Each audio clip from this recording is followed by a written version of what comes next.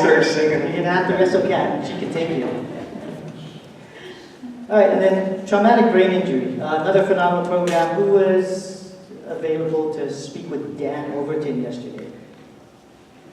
Yeah, some of you attended that. Yeah, great program. Really, it's a case management program that really helps with traumatic brain injury, which, believe it or not, it's a very, very tough subject when you talk about traumatic brain injury. And if you didn't get to play with the new app, yeah? You can talk about that, Peter? Talk about the new app. So if you have an Android phone, any of you have an Android phone, how many of you have an Android phone? I guess Apple would want to know that. Apple. Okay.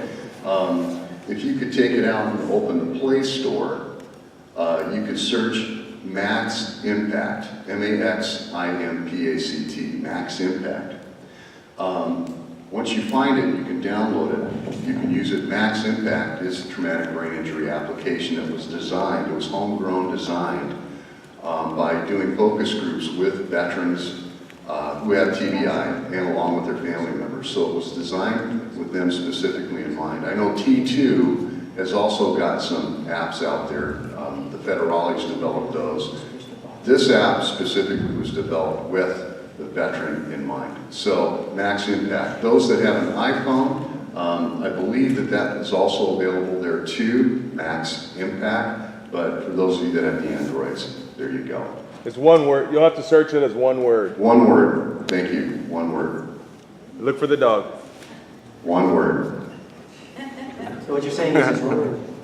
If you see an adorable puppy dog's face, you're in the right place. So it's a virtual service dog. All right, so the last program that we are going to give you an overview on is our Veteran Service Organization contracts. And that's really a huge and a wonderful program that is managed by this awesome young man here, Steve Gill, who will give you a great overview on it. Thank you, Paul and Kat. For those of you who don't know me, my name is Steve Gill. I'm the Veteran Services Administrator. So Peter and I are kind of like opposite sides of the same coin. Our Veteran Services and Behavioral Health team is really one team. Peter manages the behavioral health parts, VetCorps, Veterans Conservation Corps. I manage the Veteran Service parts with Kat and Paul and some other managers that are here. The single largest program we have in Veteran Services and Behavioral Health in terms of our budget is actually our contracts and our partnerships with veteran service organizations in Washington State, which provide veterans and their families with assistance in filing VA disability claims. So the American Legion, the Veterans of Foreign Wars, Military Order of the Purple Heart, AMVETS, we have 9 organizations in total that receive public dollars in order to help veterans and their families apply for VA disability benefits, enroll in VA healthcare, apply for voc rehab, survivors benefits, education benefits, etc. 12,000 claims a year were filed through that network of the 9 veteran service organizations we're working with. And that's incredibly important for our veterans and our families. You guys understand the reasons why, because all those extra benefits that come once a veteran has service-connected disability or non-service-connected pension, to include aid and attendance benefits, long-term care benefits. So that money goes a long way towards improving that veteran's quality of life, opening some doors for vocational rehabilitation and other programs that are out there. We're also trying to provide technical assistance to counties and tribal governments that are interested in county veteran service officers or having tribal veteran service officers. So under the federal rules that govern service officers, there are veteran service organizations, your American Legion, your VFW, your Disabled American Veterans. Those organizations do a great job. But there are state veterans agencies like us. I know there's 50 states, so there's a state veterans agency in every state. And they do slightly different things. Most of them run veterans homes, which are skilled nursing, long-term care facilities that we talked about. Many of them have state veteran cemeteries, like we talked about. Many of them also invest into benefits and claim services, whether they do it through contracts with veteran service organizations.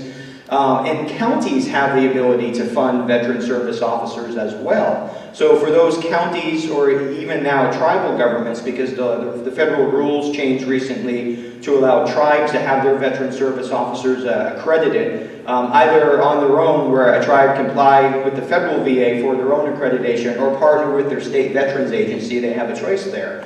So for those tribal governments and those county governments that are willing to fund a veteran service officer in their community, we'll sign a memorandum of agreement with them to provide training, accreditation as a veteran service officer, which is important because that means they're recognized by the federal VA, and they get access to VA information systems which help them do their job as a service officer. We'll also represent all the appeals, because if that service officer is accredited by us, and that veteran's claim is denied and that veteran wants to appeal their claim, those appeal hearings that happen at the VA regional office in Seattle, that county service officer, that tribal service officer shouldn't have to drive to Seattle, you know, for a 30-minute or hour hearing. We're the veteran's power of attorney, as they call it, when it comes to the VA claim, so we'll represent the appeal for that veteran, of course, and that's free of charge to the veteran. It's always free of charge for the veteran. And then finally, service officers, what they really do, and this is the pitch, they put money back in the community because they're helping veterans apply for those benefits. They're getting VA disability compensation, pension, voc rehab, etc. That money is getting paid to that family, and that family uses that money. They pay rent, they pay mortgage, they pay utilities, they send their kids to school. You know, that money is reinvested in the community. In fact, in Washington State, $2 billion with a B. $2 billion a year in compensation and pension benefits are paid to veterans and families in Washington State. So what we're trying to do is we're trying to get every county in the state to increase that percentage of veterans that are receiving VA disability. Now, we don't want there to be more disabled veterans. That's not our goal. But we know what happens. People get injured, people get sick. Nationwide, the average is about 22.3% of veterans nationwide are receiving VA compensation or pension payments. In Washington State, we're about 24%, so we're a little higher than the national average. It doesn't sound like a lot, but when you're talking of a difference of 1.5%, that's actually pretty significant, you know, nationwide. We want to help all our counties in the state beat that national average. And we know that veterans get sick, we know that they get injured, we know that those claims are out there. So expanding our network of service officers through partnering with counties, something we're going to talk about in the regional strategic partnerships a little bit later on, but also partnering with tribes or partnering with veteran service organizations is a critical part of our mission. So we saved the biggest single program for last, but we can't do this on our own. And so our veteran service organizations, our county, our tribal partners are critical to helping us find those veterans, find those family members, and apply for those benefits. Thank you, sir. That was wonderful. All right. So that is the end of our program overview. At this time, does anybody have any questions? And I got a note here. We actually have a representative from the Walla Walla Veterans Home. Raise your hand back there, Lee. Come up there, So she maybe is. have questions about that one. It's interesting because it's a new model. It's very different structurally than our other veterans homes. So if you have any questions about that. Yeah, absolutely, absolutely.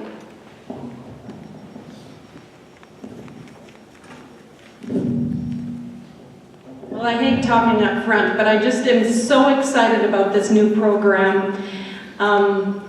We are located on the federal VA grounds, and a brand new facility, skilled nursing facility, have a capacity for 80 residents in skilled nursing.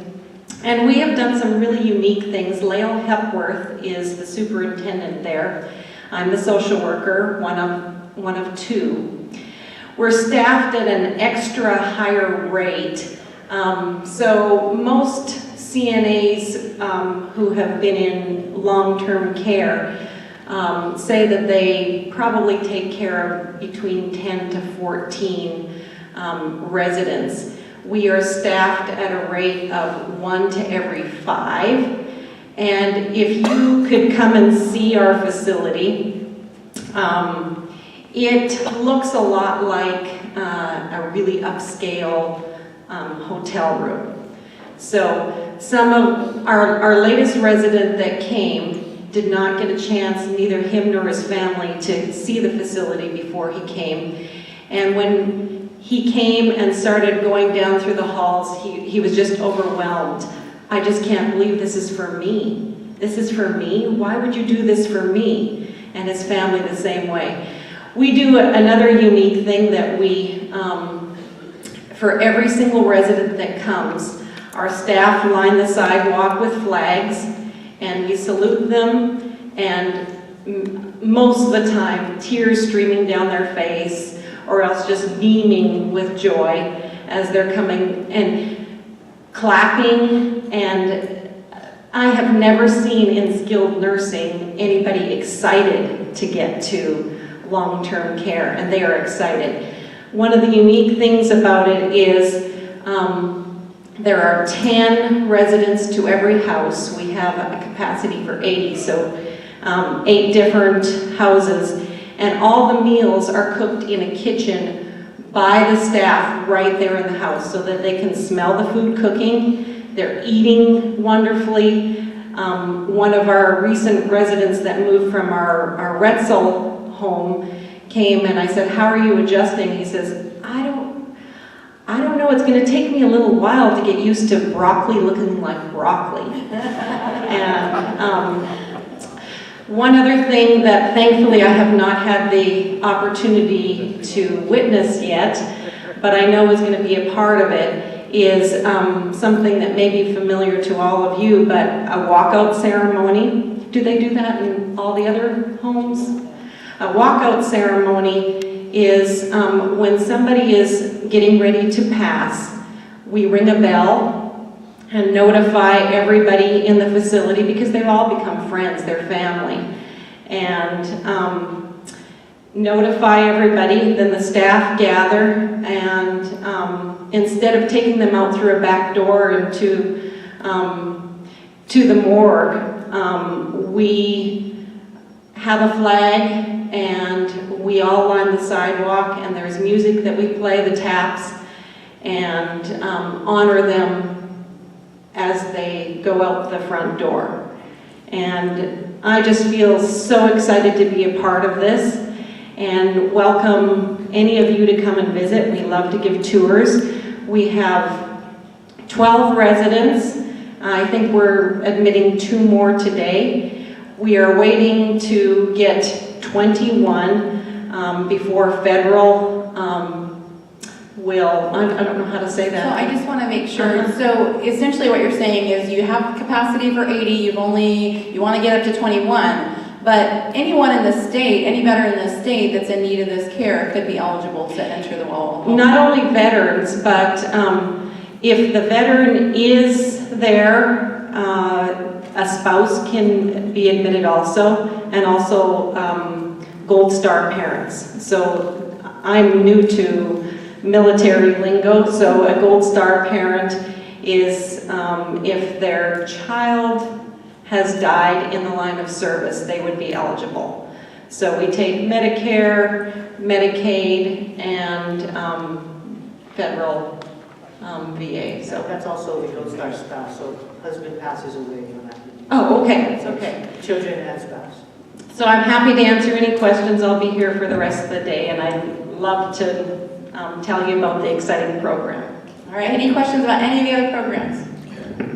Sam?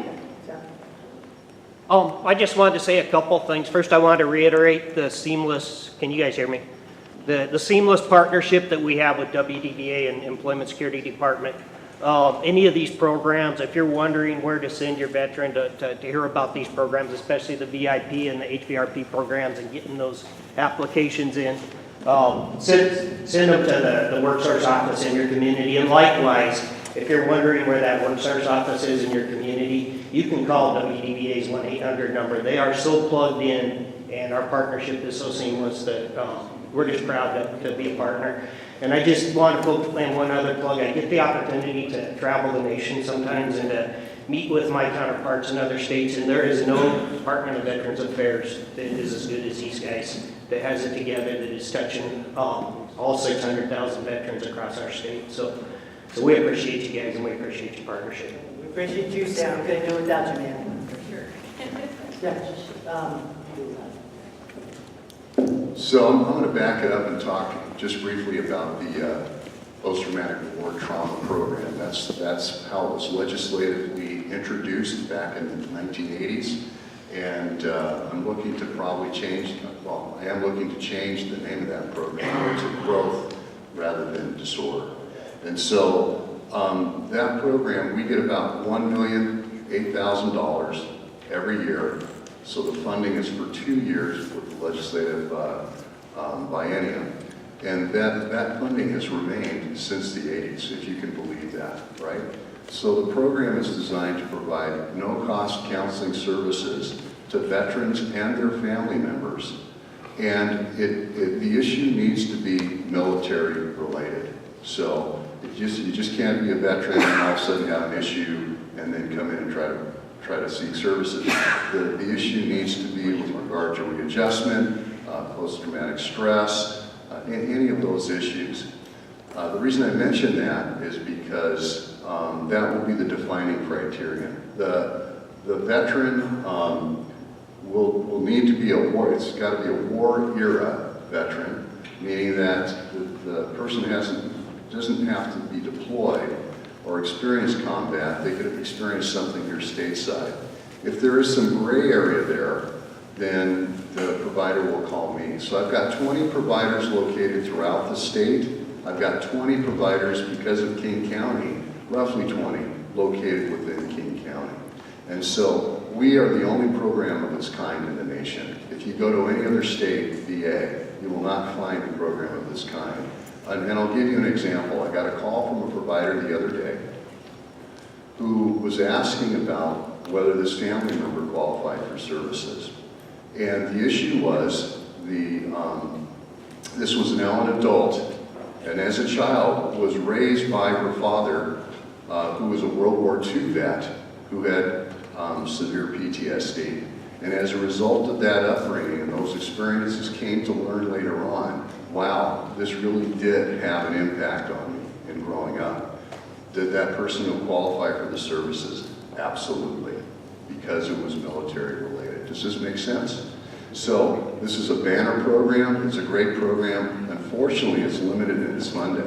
So if you are talking to your legislator out there, sure, I could appreciate to use more funds. And thank God for King County because of their levy, because we are providing counseling services within King County, military family counseling, war trauma counseling. And so get with your legislators, get with your counties and see about passing some kind of levy there to do the same thing. Anyway, I'm open to questions too, and I look forward to seeing some of you this afternoon talking about PTS and growth.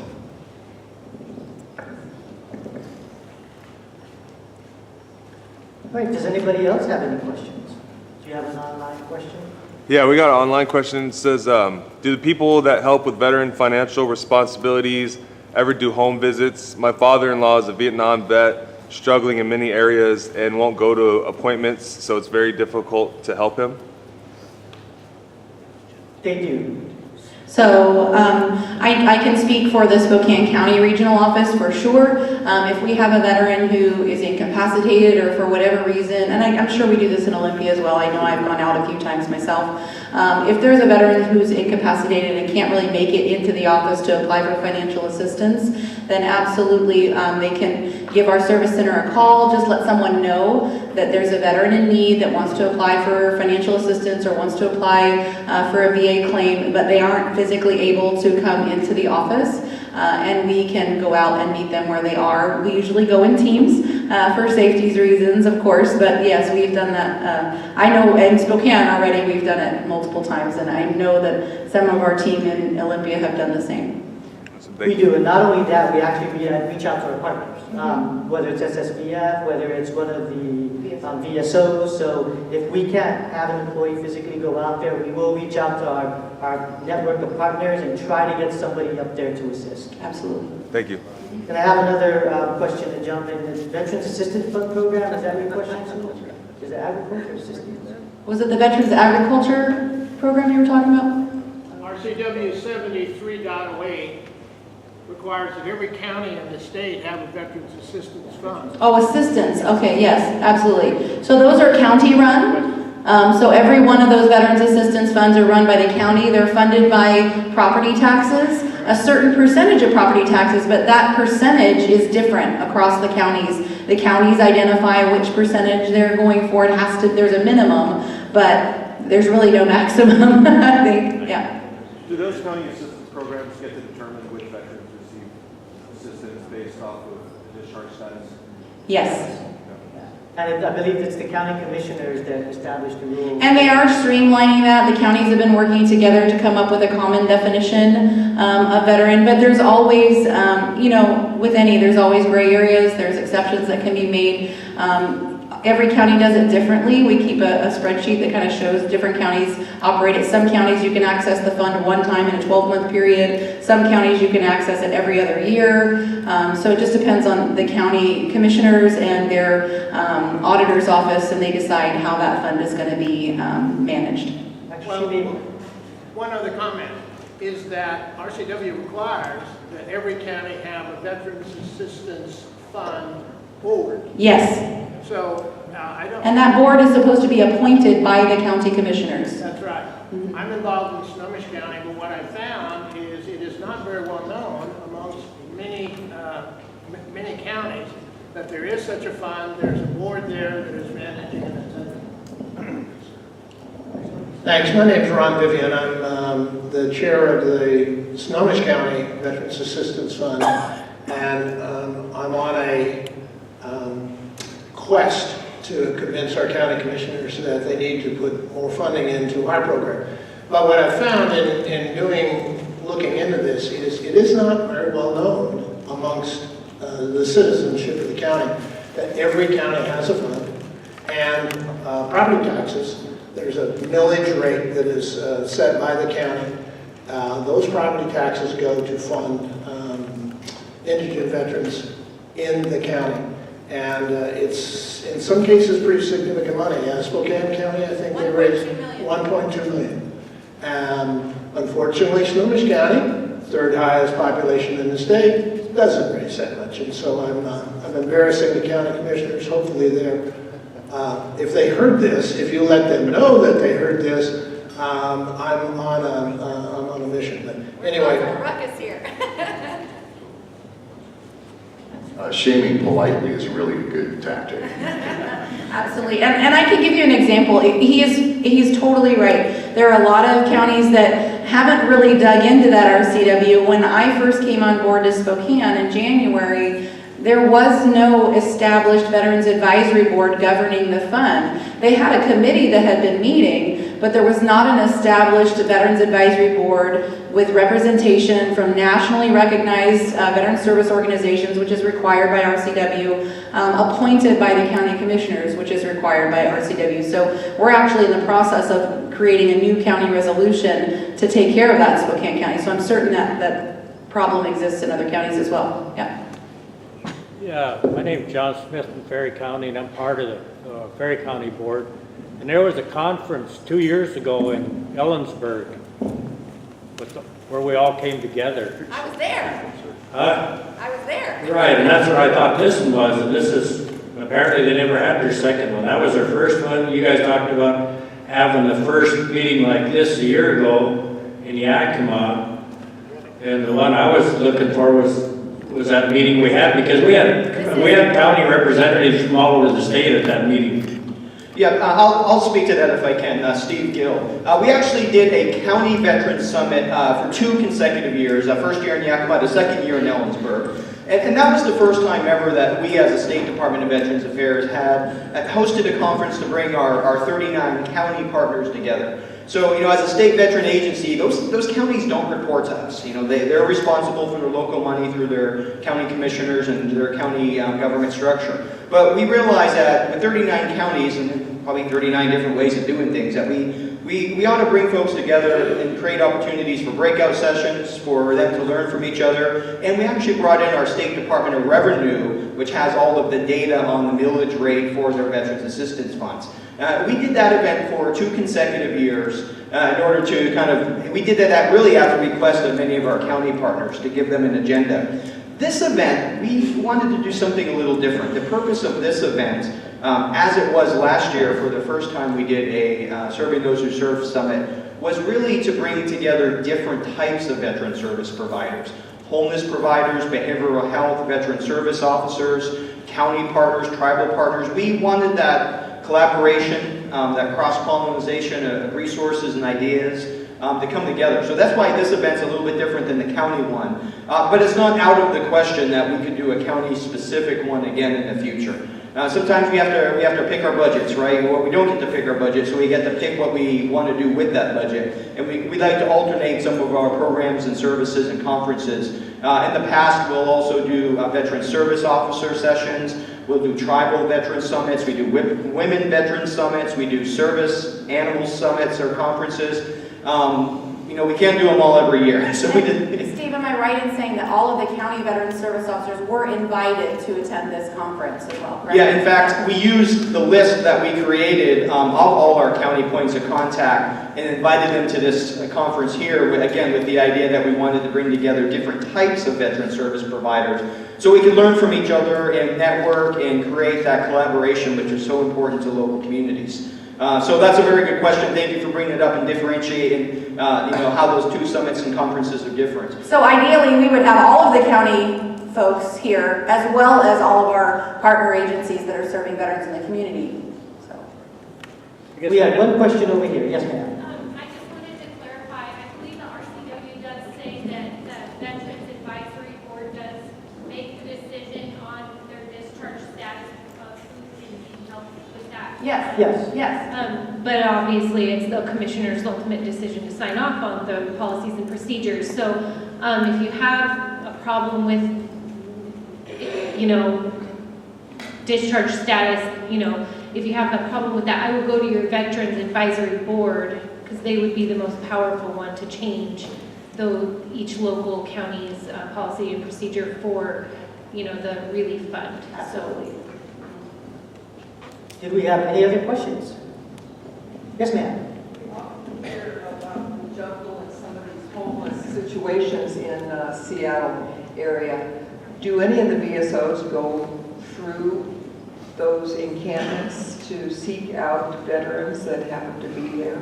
Oh, absolutely. Absolutely. Moose? Yes. Moose is a regular going into encampments, aren't you, Moose? Only with my gill and a weapon. Yes, we do. We also make it a point every year. We do a quick time count. We try to capture as many veterans as we can. As you can imagine, it's a struggle. We have veterans that don't want to identify as veterans. We have veterans that are just content with being homeless. So we try our best to reach out to every single individual. Of course, no system is perfect. There's no way we can capture every individual, but I can tell you that it's definitely high on the priority, and it's something that is talked about from the top level all the way down. And we're also trying to communicate with all of the partners so we can really get a by name list of those homeless veterans, because so Catholic Community Services might be touching these veterans, and Goodwill might be touching these veterans, and WDVA might be touching these veterans. We're trying to get that seamless communication between all of the partnerships that are there, so we really truly know what that number is. Yeah, they work hard. They have a system called HMIS. They try to track all the homeless veterans, so we can, or homeless individuals in general, to keep track of them and try to provide the best services we can. Yes, sir. I work with the Seattle Stand Down, and we're coming up on our 7th iteration of taking care of those folks. I've got to tell you, in King County, we have a wonderful King County Veterans Consortium. We have the WDVA represented. We have the VA represented. The VA has a medical team that actually goes in with a doctor, a nurse, social worker. They go into the camps and they build those trust relationships. But we have a gathering much like this every month where all of us as service providers get together and form the networks to make sure that we're trying to reach everyone. So we do things like we participate in the point-in-time count. We do all that stuff, and we partner with these folks. So it just takes a network, and we're so well supported by the WDVA and others. So thank you. Thank you. Well, and that's, if you want to learn more about creating that network or fostering that network, again, Steve Gill and I are going to talk about those strategic partnerships this afternoon. Do you have a question, sir? Yeah, I was just quite wondering, how much money, have you guys ever done a study to see how much money is dumped? Has there ever been a study to see how much money has been put to rural areas compared to urban areas? I mean, I want to say that because I live in Lewis County, which is rural area, big time, you know, and I see a lot of things. King County, Snohomish, King County, Pierce County, Thurston County. We're working with King County, partnership with King County King County, you know, Seattle just, you know, the mayor there just gave out $60 million for homelessness, everything else. I'm kind of wondering, you know, where is the rural stuff? Where's the assistance from the rural areas? Hey, we're trying to get out, you know, you guys are trying to get out there, I understand that, but I feel that when we come to these conferences, a lot of times the rural area gets left out. You're like, well, go try to find your own partnerships and deal with that. Well, unfortunately, I'm only a part-time individual as well, because the county doesn't recognize the need to have a full-time. But I'm just trying to figure out where's the rural stuff. I'm talking so much about urban stuff right now. I would really love you to come to that session this afternoon. Well, I will be. Because we will talk about the partnerships, and I agree with you. It's not an easy task, and there is more federal funding right now in urban areas than in rural. But that doesn't mean that it has to stay that way, and I'm going to show you a map later in that training session this afternoon that shows you how we've expanded services in rural areas at WDVA at the helm, but how we're creating those partnerships to make that happen in our state. Well, we were the first ones with West Care, and I can tell you, I was not satisfied with West Care at all. And I when they called me up for the outbrief, when I called me up for the outbrief, I expressed my concerns with West Care because I didn't. So you're talking about the Rural Veterans Coordination pilot that they ran? Yep. Yeah. There's always difficulties when you're talking about pilot programs because there's no pattern. Pilot programs pretty much start out there. They have a certain amount of funding that's limited. I'm going to have Steve talk a little bit more about it. I see you, sir. We'll get to you. That's a really good point. One thing to keep in mind is when we're talking about some of these programs, whether it's Spokane County or King County, it's important to acknowledge that they're spending local money. That's King County's revenue that they're spending in King County. That's Spokane County's revenue that they're spending in Spokane County. Many of these local programs that might sound like they're great, but they're just for another county, they're funded by that county. So counties have a lot of flexibility in how they want to use their money. But let's face it, some counties have more tax revenue than others. I mean, that's acknowledged. You know, King County is the largest county in the state in terms of population, property taxes. They are what they are, so there's more revenue there. Part of our job as a state veteran agency is to help to attract money, federal money, so that we can serve all of our counties in Washington state. So we're always going after grants, competitive grants, to try to bring money into a community, whether it's Lewis County with West Care and the Rural Veterans Coordination Pilot. Those are competitive grants. We got to work hard to get those grants and work hard to keep those grants, and many times they're term. Meaning we'll get it for 3 years and it's going to end. It's only meant to last 3 years. Those federal grants are set up in a way that you know, organizations, nonprofits, state veterans agencies like us are competing for that money nationwide. So we're always out there writing grants, trying to find dollars to bring into our state to provide services statewide. Sometimes the service delivery of grant areas of those grants are defined, you know, rural areas. So great, there's rural areas in Western Washington too, especially if you get down into Southwest Washington. Lewis County, you go out in Alaska, it's pretty rural out there. So it's not always an east-west urban-rural divide. You know, we're looking at it different ways.